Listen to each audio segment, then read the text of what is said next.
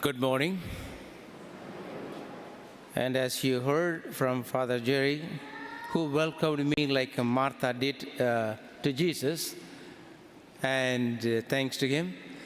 And I'm here, of course, was introduced, I'm Father Thomas Rayar, and serving in the Archdiocese of St. Paul, Minneapolis, last 30 years. And I come here today to get all your money. You got it? Good. Like Martha, Jesus told Martha that, Martha, Martha, you're anxious about many things. And Mary has taken the better part of listening to Jesus.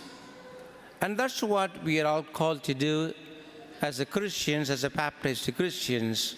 We are called to bring the good news. Jesus told the disciples, go into the world and bring the good news and heal the sick. And that is the main part of our church. The church is a missionary church. And the good news of Jesus Christ should be brought to everyone. And that's what every missionaries do. And we who received the common baptism, we are also called to do the same, to bring the good news to other people. How can I be instrument of bringing the good news to other people? And we do it well in America. Every year we invite the missionaries come from all over the world and make the mission appeal to listen to the stories of your faith, my faith growing elsewhere, because it is our church. So speak of course now making a mission appeal for the diocese in India's diocese called Udagamand in the southern part of India and the state called Tamil Nadu, and where I am from originally. Speaking about India, how many of you here know the current population of India? Anybody? Couple of million or billion? Oh, good, good. 1.4 billion population. And it is 4 times more than the population of the United States. Geographically, it is 3 times smaller than the United States. And in many cities, you can see lots of people all over the place. And of all this 1.4 billion population, you may ask me how many Christians.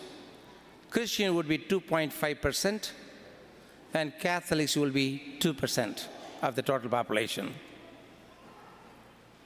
But the history of Christianity goes all the way back to St. Thomas, one of the 12 apostles, came to India.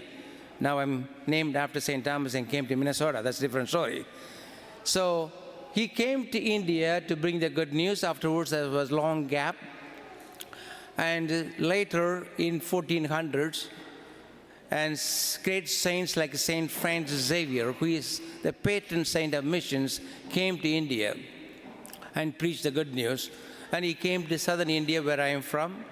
And my family and my father's side, they have been baptized Christians by St. Francis Xavier.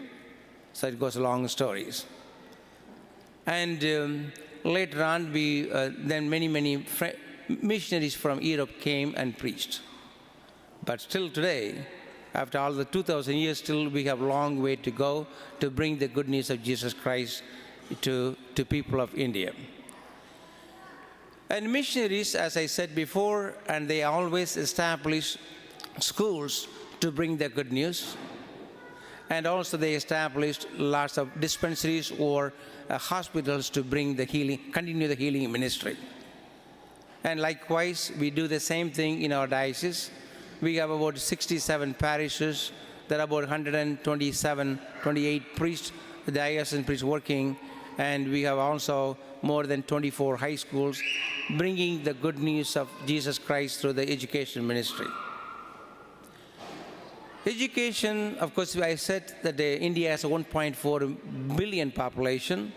Of all this, and more than 30%, if you Google it, you'll find out, more than 30% of the population, even today, do not know how to read and write. That means the more than the population of the United States do not know how to read and write. Education ministry is a very, very important ministry. I can share you my own story. I am from a large family of 8 children. God bless my mom and dad. And I am the last of 8 children. And I think that my mom and dad waiting for a perfect child. When I was born, they quit. Just kidding. The reason I mentioned to you, of all these 8 children, I was the only one who had the privilege to go to school and got education.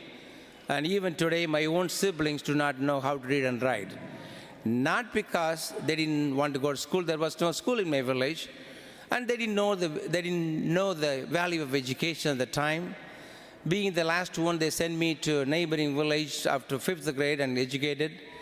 And after 5th grade, they started, my parents were thinking not to send me to boarding school in town. They almost stopped me going to school. And that year, luckily, I call it miraculously, the diocesan mission started high school in my village.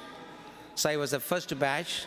Then we graduated from the high school, and then joined engineering school and left engineering college, then joined the seminary. And I was the first one joined the seminary from the village of 2,000 people. Then today, we have more than 30 priests from that village, 35 priests, I think, I could not count them. There are more than 40 nuns from that village. That happened because of education.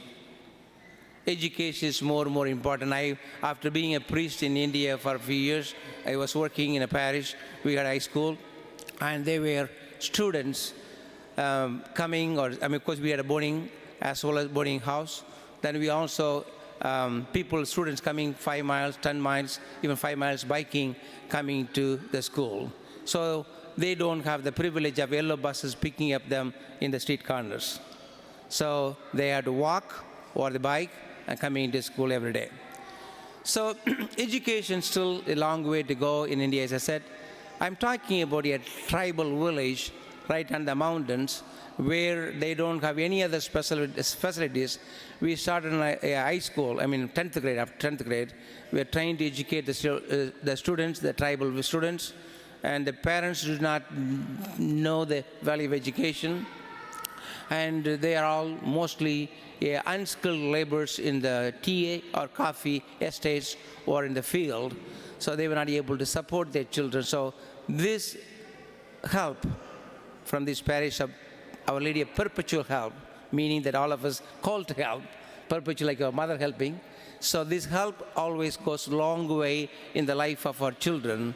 Please, and when I go for missions, I ask people to do 2 things. One, first, please pray for the missions. Second, prayerfully try to make a little sacrifice to help the missions, because it is always our mission. So the little help you do have a long way going in the life of the little children. And I see lots of children here today. And remember that they're also our children, because we are all one because of our own faith. So please help for these little children. They are an orphanage, as well as they're also in the schools. We provide them 2 meals in a day, morning breakfast as well as in lunch. So all these needs, and also the teachers are paid, because the government does not pay, then we pay them. So maintaining the buildings and boarding homes, it goes a long way. That's why you see the pictures in the bulletin which I sent it to you. So anyway, my dear friends, this is an opportunity for us to help. It is an opportunity to be missionaries. It is opportunity to pray for them. It is opportunity for us to help other people who are in need. Like we heard the gospel reading last week, who is my neighbor? So these children who are all in need are our neighbors. Try to be a great good Samaritan to those people. So it is an opportunity for us. And I also take this as opportunity to repay what I gained. Years ago, I was a beneficiary of this great help. So I'm trying to repay it back by helping these poor children.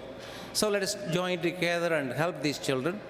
And there will be of course, I usually won't collect 2 collections. The first collection goes to your parish. The second collection goes to me for my Florida vacation. Hey, checking whether you are listening to me. Okay. So second collection for the missions. And if you're making checks, please make the checks out to your parish, not to me, not to missions. And if you're not prepared this week, and you can do it next week, put in an envelope, bring it to the church, and the church will collect the money to send to the mission office in the archdiocese. From there, money will be sent to the diocese. So, my dear friends, I take this opportunity. Thank you for your generosity. May God bless us. Again, thanks, Father Jerry, for your hospitality, like Martha. And God bless you, bless our parish, and bless you all. Thank you.